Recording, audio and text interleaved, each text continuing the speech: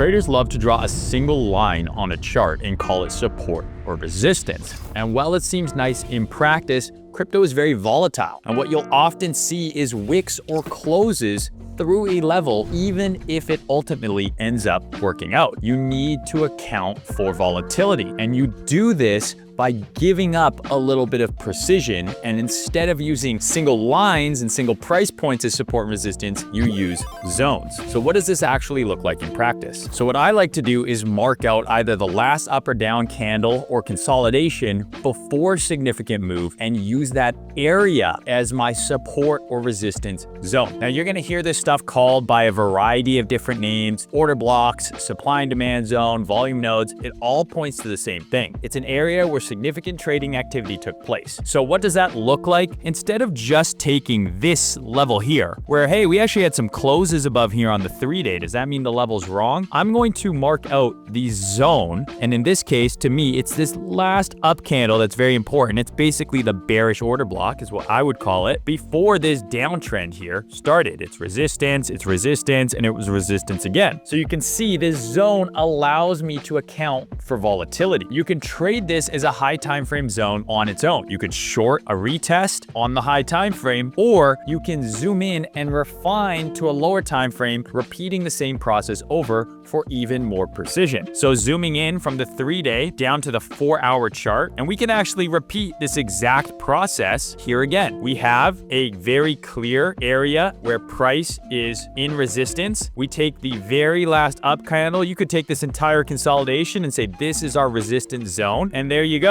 Now we've refined that high time frame down to a lower time frame, but we're repeating the same process. We're taking this area, this is our resistance zone, price comes up, it rejects, it ends up selling off. And you can even do it again down here. We're at this high time frame 3-day zone of resistance. We take these up candles, this is your bearish order block, your supply zone on the lower time frame. Price comes up to that area, rejects, and then ultimately sells off a lot further. So whether you're doing this on the high time frame or the low time frame, using supply and resistance zones as opposed to precise levels is going to help you account for some of that crypto volatility. Drawing a single line and having price bounce or reject at it looks cool on social media, but mapping out high time frame zones and then refining them on the lower time frame is a much more practical way to map out the market. So now that you have a PhD in fine arts, the next thing we got to work on is execution. We will talk about that in the next video.